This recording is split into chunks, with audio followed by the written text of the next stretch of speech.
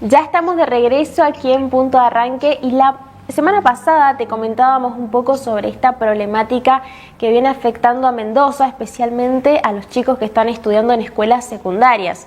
Y hablamos de las amenazas de tiroteo que se han visto en todo el país, no solamente en Mendoza. Es un fenómeno que ha afectado, y podría decir, todo el sur de Argentina, de Chile. Es algo que está pasando, que es una problemática bastante importante que no tenemos que dejar de abordar desde el lado de la concientización.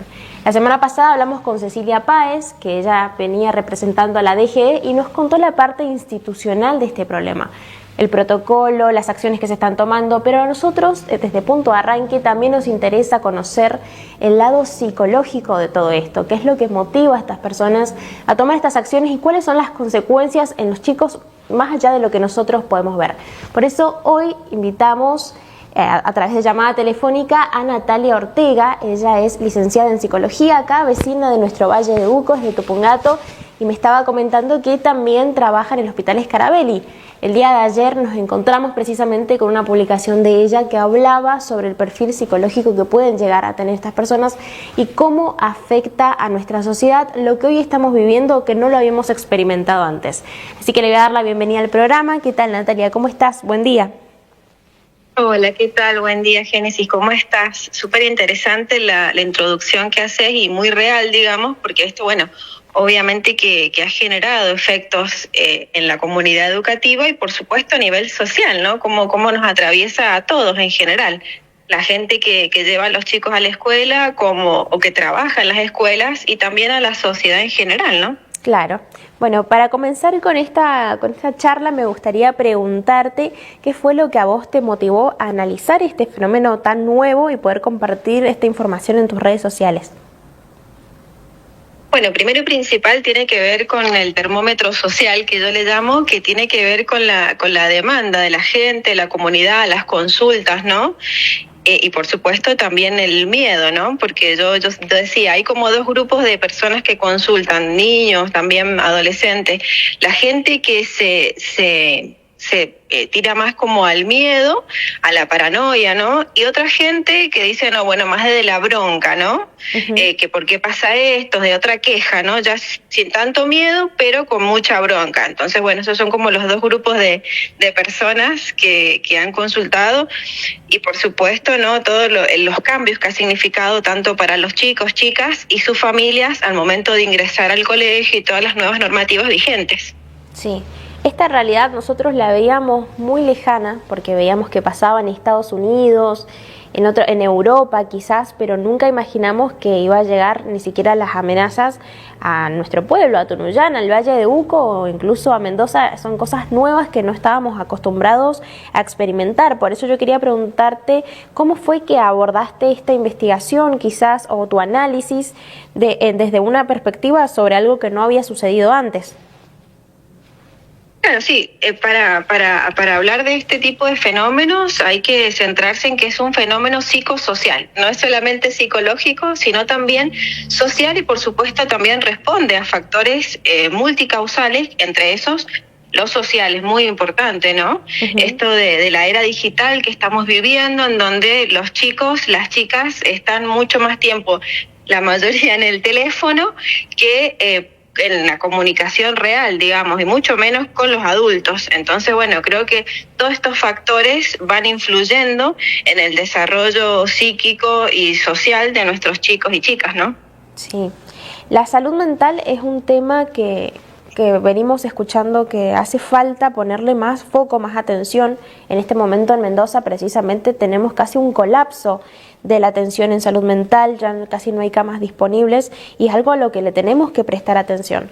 Por eso, bueno, una de las preguntas que yo quería hacerte respecto a esto que está sucediendo es ¿qué características psicológicas aparecen detrás de este tipo de acciones, de colocar mensajes en un lugar que debería ser seguro, que es la escuela? Sí, esto que vos decís es muy real, digamos, en donde obviamente, como yo decía, uno de los factores a lo que lo lleva a suceder esto son factores socioambientales, sociopolíticos también, y bueno, es necesario la inversión de políticas públicas en salud mental para en la salud puntual y también en la educación, ¿no? Y es muy importante esto en el campo de la educación para que también se puedan ampliar los equipos, ¿no? Que intervienen, los equipos interdisciplinarios en los espacios escolares, porque, bueno, la escuela también se ve muy conmovida con todo esto, la comunidad educativa, ¿no? Aparece un fenómeno que es lo que nosotros llamamos en psicología trauma secundario, ¿no? Que es este clima que se está viviendo en las escuelas a raíz de estas amenazas que han sucedido, en donde hay un clima de mucha sospecha, digamos, lo que hace y corre el riesgo, digamos, el vínculo entre el maestro, los alumnos, entre alumno a alumno, ¿no? Se vive un clima de mucha sospecha, de mucha paranoia, todos empiezan a preguntar, bueno, ¿quién fue? Todos sospechan de quién puede haber sido. Y por supuesto desde afuera aparece una sobrevigilancia, lo que hace que la paranoia aumente, ¿no? Esto de que tienen que los maestros por protocolo, las maestras vigilar o controlar los útiles, las herramientas que los chicos llevan a la escuela, genera como todo un movimiento de paranoia colectiva, digamos, en donde todos desconfían de todos. Y hay como dos tendencias, dos vertientes. Una a la criminalización, que es como buscar el culpable, la culpable, y la otra vertiente, que es por la que deberíamos elegir, que es la vertiente de la contención, digamos, porque siempre que hablamos de estos actos, hablamos de que lo estaría haciendo un niño, una niña, un adolescente. Entonces, bueno, esto indica que hay algo del orden de lo psíquico, de lo social, que es un pedido de ayuda. O por lo menos así lo leemos la mayoría de las personas que trabajamos en salud mental. Bien. ¿Qué puede llevar a un adolescente, como decíamos, a un niño, una niña, a escribir este tipo de mensaje? Porque por ahí la gente dice que es una búsqueda de atención, o puede haber un factor ahí quizás más profundo. Sí, por supuesto. Primero y principal, no es común que estas conductas aparezcan, aunque la tendencia de la viralización lleve a que esto parezca como común. No es común que esto aparezca y sin duda es un grito, se puede interpretar, ¿no? Como hipotetizar como un grito de ayuda, como un llamado de atención, de aparecer, digamos, en un lugar donde el niño o niña podría estar invisible, ¿no? Uh-huh. Y que por supuesto podría hablar de algún tipo de padecimiento psíquico. Por eso se vuelve tan importante la escucha en las casas de nuestros chicos, chicas, en la escuela, por supuesto, y en todos los lugares en donde ellos circulan. Que yo entiendo que principalmente con los adolescentes no es fácil una comunicación más directa, pero bueno, hay formas que se les puede orientar a los papás por ahí que ellos tomen recaudos para este tipo de comunicación. Por ejemplo, se me ocurre, en general los papás o mamás preguntan, bueno, ¿qué hiciste hoy día? Bueno, quizás esa pregunta podría estar reorientada, preguntarle qué es lo que te llamó más la atención que viste en las redes sociales, uh-huh. Por ejemplo, ¿viste algo que no te gustó? O no sé, qué retos virales están en tendencia. Creo que los adultos intentar modificar algo de lo comunicacional va a permitir tener otra llegada con los adolescentes y que ellos también puedan sentirse contenidos y escuchados, porque la base principal, digamos, de la prevención tiene que ver con brindar espacios de escucha para los niños, para los adolescentes, y que por supuesto esto tiene que ver con políticas públicas, ¿no? Claro. Tanto en lo escolar como en lo social, en la salud, ¿no? Brindar espacios de contención y escucha para evitar y prevenir estas situaciones. Sí. Quería preguntarte si podemos profundizar más en el tema de las redes sociales, que al parecer han jugado un papel fundamental en toda esta movida, en los llamados retos virales o tendencias que por ahí los chicos ven en TikTok o quizás en formato de video y comparten y replican esas conductas, y es como una tendencia colectiva que se reparte por todo el país, que en Chile también lo vimos, en Mendoza también lo vimos. ¿Cómo está afectando este tipo de plataformas a los adolescentes que están en pleno desarrollo? Sí, lo que generan las redes sociales es un efecto de contagio, digamos, que tiene que ver con esto que nosotros llamamos la viralización. Uh-huh.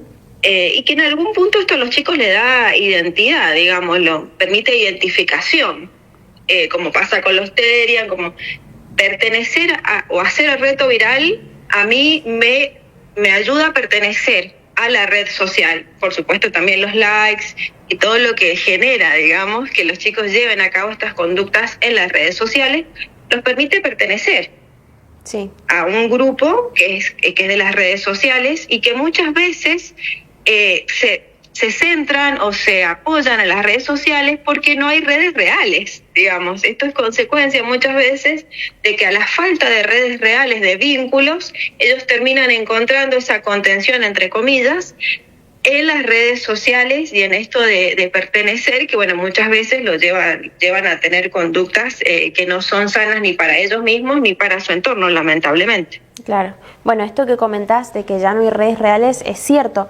Una de las comunicaciones que más se pierde hoy es la cara a cara, que es la comunicación intrínseca. Los chicos ya no saben cómo hablar entre sí, cómo comunicarse, porque encuentran como la variante en las redes sociales donde se refugian, donde crean su personalidad, como decís vos, donde buscan una identidad que compartir con los otros, pertenecer a un grupo quizás. Y una de las medidas que podría llegar a funcionar dentro de las políticas públicas sería la prohibición de las redes sociales, por lo menos dentro de las instituciones educativas, que es una medida que ha tomado ya otros lugares en el país tras precisamente casos como este, quizás no de amenazas a tiroteos, pero sí otros retos virales que ya vienen afectando a nuestros chicos. ¿Qué opinas vos de esta medida? ¿Te parece drástico que se prohíban las redes sociales en las escuelas? Y la verdad que sí, porque en realidad ¿cuántas horas están en la escuela? Tampoco es todo el día, va a ser una parte de su día, los chicos. Por eso digo, en esto, principalmente los adolescentes, ¿no? Porque hay que diferenciar las franjas etarias. Los niños, por supuesto que, bueno, sí creo que las redes sociales son de doble filo para los niños, las niñas, pero los adolescentes es, como te decía, es la forma que ellos tienen y, como vos decías, la forma que tienen de comunicarse entre ellos, ¿no? Entonces quitarles este instrumento en algún punto es dejarlos sin su recurso, que es lo que han encontrado para comunicarse. Uh-huh. Creo que sí hay que trabajar con los adultos, no en la prohibición absoluta, sino en la corresponsabilidad. ¿Cómo acompañar a mi hijo o mi hija que tiene redes sociales? Porque en algunos casos es inevitable. Sí, se lo puede controlar en la escuela, pero cuando salen de la escuela no. Eso muchas veces no se puede, los maestros no pueden controlarlo. Claro. Por eso digo, es un trabajo intersectorial, podríamos decir, entre la escuela, la familia y todos los espacios sociales por los que los chicos circulan. Primero empezar a enseñarles a los chicos, primero aprender uno como adulto, ¿no? Cómo es el manejo, qué es lo que aparece en estas redes, y después poderles acompañar desde la corresponsabilidad, como decía anteriormente, quizás preguntando, permitiendo que ellos también, y llegando a un trato, digamos, principalmente con los adolescentes, para que ellos nos permitan en algún punto ver con ellos, que uno tenga conocimiento qué está viendo, o cuáles son tus intereses. En TikTok, por ejemplo, poder preguntarle, bueno, ¿qué es lo que te aparecen para ti? ¿Cuáles son los intereses principales de ellos? Creo que hay que trabajar mucho en este sentido, porque a nivel de lo psíquico, las prohibiciones absolutas, la sociedad nos ha mostrado que lo absoluto, lo prohibido absoluto, no funciona. De hecho, genera mucho más impulso y deseo por hacerlo. Entonces creo que hay que intentar llegar en la medida de lo posible a un punto medio con compañía. Y ahí de vuelta aparece lo mismo, la compañía de los adultos desde la empatía, no desde la prohibición y desde el enojo, sino que desde la empatía es muy importante para que los chicos también tengan confianza y nos puedan contar si hay algo que les preocupa o si hay algo lindo que les ha pasado también en el día. Este acompañamiento es muy importante. Uh-huh. Es como generar confianza con el alumno. Exactamente, es generar confianza, como te digo, un poco nosotros como adultos aprendiendo del mundo de ellos, ¿no? Claro. No ellos aprendiendo de nuestro mundo, tiene que ser también nosotros involucrándonos en las actividades y los intereses que ellos hoy les llaman la atención. Sí. Y hablamos del sentido de pertenecer quizás que afecta hoy a estos chicos que pusieron estos mensajes, pero quiero que también exploremos un poco qué pasa con aquellos que no pusieron el mensaje y que quizás durante estos días se han sentido con miedo, las familias se han sentido con miedo de llevarlos a la escuela. Hemos tenido un ausentismo de casi el 70% el día de ayer, que son muchísimos chicos que no fueron a la escuela precisamente por estar experimentando algo que no había sucedido antes. ¿Cómo podemos analizarlos desde la parte de salud mental a todos ellos? Sí, que es un poco lo que conversamos. Esto tiene que ver con un trauma, ¿no? Algo que no esperábamos, esto que vos decías, no, nunca había pasado algo de este estilo, y de repente aparece este fenómeno social, ¿no? Que irrumpe la vida escolar de los chicos, las familias, y por supuesto que la mayoría de los chicos, chicas, familias se ven conmovidos porque es algo que no esperábamos. Y aparece esto que de la paranoia, ¿no? De empezar a desconfiar de todos, de todas, y esto lleva al miedo, ya que los montos de ansiedad aumenten. Por eso, bueno, la idea de esta comunicación y de los medios es traer tranquilidad a las familias, que yo considero que desde Dirección General de Escuelas se está trabajando en protocolos, y que la base de la prevención, como mencionaba, es la escucha, es la contención, es el tiempo. En los chicos, quizás en los niños más chicos, es el juego, es la conversación, es salir a la plaza, es brindarle a los chicos espacios de escucha, de juego, de contención, y por supuesto en la casa intentar no replicar o no volver sobre estos temas, porque en los chicos produce mucho nivel de ansiedad. Entonces, si vuelve el tema a la casa es para bajar la ansiedad, no para aumentar la preocupación. Sí. Dejando en claro de que desde la institución se está trabajando para que estén cuidados, estén protegidos, que ellos, que los padres como adultos también vamos a poder responder para cuidarlos, para protegerlos. Esto ayuda a los chicos a que bajen el nivel de paranoia, de ansiedad también. Sí. Todo esto que están experimentando ahora nuestros alumnos mendocinos, ¿podría tener algún impacto en su aprendizaje quizás? Sí, por supuesto, todo tiene efectos en los aprendizajes, porque somos seres psicosociales en donde todo lo que aparece en la sociedad, y mucho más estos fenómenos, termina afectando los aprendizajes. Por eso es tan importante que las maestras, los maestros se tomen el tiempo necesario, priorizando, por supuesto, el bienestar psicoemocional. Obviamente que el contenido, el aprendizaje es importante, pero este último se da a condición de que primero esté, haya un bienestar psicosocial antes que aprender, ¿no? Es importante estar mejor internamente. ¿A qué señales tendríamos que estar alerta, los papás, precisamente, respecto a sus hijos y con lo que están viviendo? Quizás señales de alerta para detectar si esta situación los está afectando más de lo que deberían. Bueno, primero y principal, si ven algún cambio en la conducta. Por ejemplo, si antes estaban más comunicativos y de repente ya no quieren hablar tanto, o si pasan justamente muchas horas con el teléfono o encerrados, o pierden algún interés que antes les gustaba mucho, algún deporte o juntarse con algunos amigos. Cambios en el ánimo, de pronto los ven más irritables o que se enojan fácilmente, o que de la nada lloran, por ejemplo. Creo que esos también son los cambios de ánimo repentinos, son llamativos. Por supuesto, si hay cambios en el sueño, en la alimentación, que de pronto disminuye el apetito o aumenta. Todos esos son indicadores que nos hablan de algún cambio a nivel de lo psíquico, ¿no? ¿Y cómo se puede hablar a un adolescente sin generarle más miedo del que ya trae con todo lo que ha consumido en redes, en noticias, en los adultos y demás? ¿Cómo podemos llevarle tranquilidad en un escenario que es, como decís vos, que despierta tanta paranoia? Sí, primero es importante saber cómo se están sintiendo en el momento, porque si no es como monólogos, digamos, de los adultos de comunicar. Primero es importante que ellos nos puedan decir, preguntarles cómo te está afectando esto o qué pasó puntualmente en tu escuela, porque también preguntándole puntualmente lo que pasó en su escuela, vamos quitando este efecto de contagio y de lo global, porque obviamente el efecto que se genera en cada escuela es particular de esa escuela, ¿no? De hecho, hay muchas escuelas en donde no, por suerte, no han habido estas situaciones de amenaza, de violencia escolar. Entonces es como centrarlo en la escuela en la que está, cómo está viviendo él la situación con sus compañeros, qué dicen los compañeros también, si ellos en las redes sabían de esto, si tomaron conocimiento.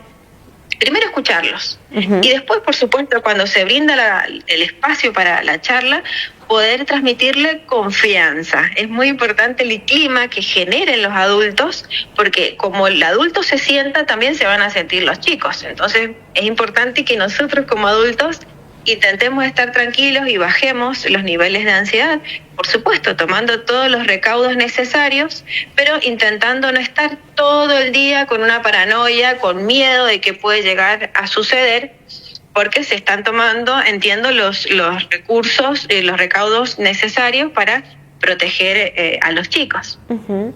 Yo quiero preguntarte de vuelta, según tu perfil profesional, respecto a los chicos que escriben estos mensajes, porque realmente no comprendo, no termino de comprender si realmente son conscientes del impacto real que están generando con este tipo de amenaza, o quizás hay una desconexión con la gravedad de lo que están escribiendo, o quizás con las consecuencias que podrían provocar con estos mensajes. Bueno, es muy importante esto porque hay que ver también si se produce en una escuela primaria, en una escuela secundaria. Se supone, o por lo que nosotros hemos estudiado, las psicólogas, los psicólogos de neuropsicología, que cuando los niños son menores a 15, a 16 años, el desarrollo de su corteza prefrontal todavía no ha alcanzado su grado máximo. Entonces, quiere decir que todavía el juicio crítico, como una función neurocognitiva, no está desarrollada como debería en un adulto, digamos. Eso lleva a que el niño no pueda entender las consecuencias de sus actos. Por eso no se los imputa, ¿no? Uh-huh. Pero cuando hablamos de adolescentes, obviamente su desarrollo prefrontal es un poco más desarrollado, aunque no alcanza su nivel máximo, ¿no?, el esperable para una persona adulta.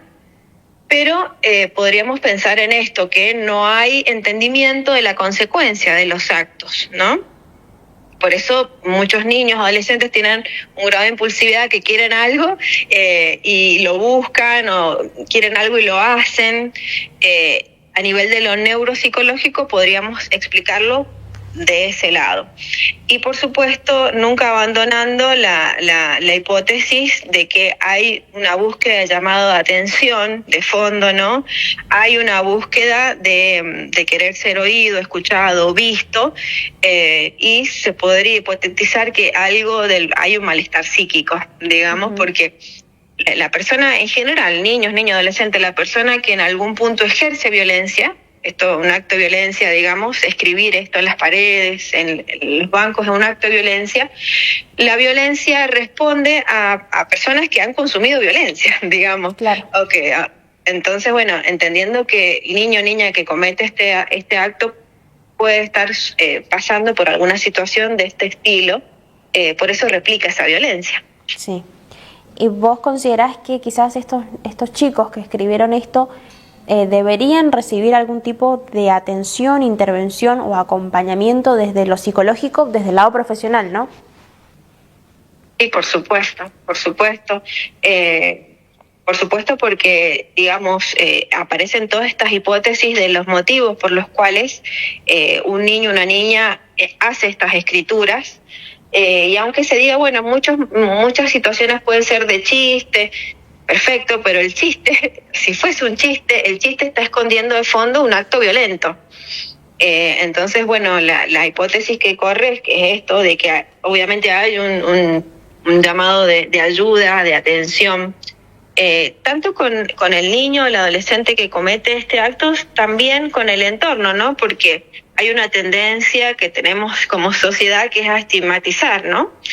Entonces creo que hay que trabajar de los dos lados, del lado de la persona, del niño que comete estos actos, como del resto de la escuela en el caso que se enteraran quién fue, porque en esto también hay como mucha duda, digamos, o por lo menos lo que puede escuchar en las escuelas, bueno, ¿quién fue? Y empiezan a correr hipótesis de quién podría haber sido que hizo ese escrito, que rayó la pared o el banco. Uh-huh. Entonces, bueno, creo que con esto también hay que trabajar con los chicos en la casa, de evitar estas carátulas, estos estigmas que no son nuevos. Digamos, lamentablemente en los espacios escolares siempre han estado. Entonces creo que hay que trabajar la concientización y en el cuidado de los otros en general, intentando explicarle a nuestros chicos y chicas que estos actos que han cometido posiblemente tengan una base de orden de lo psicológico, es una persona que algún malestar psíquico está sufriendo, ¿no? Claro, bueno, en Mendoza 70 escuelas, más de 75 hasta donde llevo la cuenta, habían experimentado este tipo de amenazas, de este tipo de mensajes, y en 25 escuelas se aplicó el protocolo de la DGE que incluía, entre otras cosas, que los chicos ya no lleven mochilas, sino que lleven la carpeta y los útiles todo en la mano para precisamente poder tener un control de lo que se está ingresando a la escuela o no. Y respecto a los mensajes, la gran mayoría, más del 90%, se encontraron en el baño. Yo creo que esto fue organizado, desde mi punto de vista, porque el baño es una zona donde no se tiene cámaras de seguridad y donde es un espacio común donde todo el mundo puede ver, como el espejo o la pared del baño. Es como que realmente, por más que sea un tren viral o lo que sea, estuvo bien organizado para dejar impune a las personas que estuvieron involucradas en la realización de estos mensajes. Sí, en eso también creo que se juegan estos estilos de pacto, ¿no? Por decirlo entre comillas, estilo de pactos que en los adolescentes principalmente es muy común. El secreto, el no decir también, justamente para pertenecer. Una de las condiciones para pertenecer al grupo es tener cuestiones y secretos, ¿no? Que nos unan. Sí. Entonces creo que esta es una de las condiciones o el modus operandum que han tenido los chicos y chicas que han cometido estos actos, que a mi opinión también no es solamente una persona, sino que por lo menos hay más de una persona que los comete y que los organiza, ¿no? Sí, qué peligroso. Ahora nos damos cuenta de este tipo de conductas, de decir yo te guardo el secreto porque si no quedo como el buchón, como la buchona, como el expuesto. Sí. Quizás hay algún chico que nos está escuchando ahora que sabe quién fue el responsable de estos mensajes y no lo dice por miedo a dejar de pertenecer. ¿Qué mensaje le podrías dar a las familias o a estos alumnos? Bueno, por supuesto que en estos momentos hay que pensar siempre en el bienestar de ese chico o de esa persona, el bienestar individual, que uno pueda sentirse y estar bien, y también del bienestar de los demás. Por eso es muy importante que entiendan que hay secretos que no deberían ser secretos, porque ponen en riesgo a la misma persona y también al resto de las personas. Entonces está bueno que lo puedan comentar a la persona que ellos tengan de confianza, porque bueno, es una forma también de prevenir que estas situaciones sigan ocurriendo y que generan sobre todo pánico y mucha alarma social, ¿no? Uh-huh. Porque esto es lo que genera, mucho pánico. Entonces, bueno, sí es muy importante que se puedan acercar a la persona que tienen de confianza y comentárselo para que tome los recaudos necesarios. Bien. Nati, me gustaría que antes de cerrar nos puedas dejar quizás tus redes sociales, cómo podemos encontrarte aquí en el Valle de Uco, quizás alguien que está escuchando y que hoy siente y que necesita quizás un acompañamiento profesional en este tipo de casos. Bueno, en Instagram, por ahí les dejo mi número de teléfono, que me manejo por WhatsApp. Mi WhatsApp es 2622-570902. En Instagram aparezco como psicóloga.nataliaortega y bueno, ahí pueden encontrar mis otras redes en TikTok, en Facebook, y bueno, cualquier duda o lo que necesiten, estoy a disposición, ya sea para brindar orientación a familias, padres, adultos, o para trabajar con niños y adolescentes. Bueno, Nati, muchísimas gracias por haber participado, por habernos traído un poco de claridad en este tema que todavía, como decís vos, despierta alarmas sociales y tenemos que tratar con pinzas toda esta situación que es muy delicada y llevar un poco de tranquilidad tanto a las familias como a los chicos. No, por favor, gracias a ustedes por esta responsabilidad social. La verdad que es re importante tener medios de comunicación en Valle de Uco que hagan oído a estas situaciones sociales que nos empujan a poder seguir escuchando a nuestros chicos y adolescentes. Así que bueno, muchísimas gracias por el espacio para la promoción de salud. Muchas gracias a vos, te despedimos. Muchas gracias, adiós, chao, chao.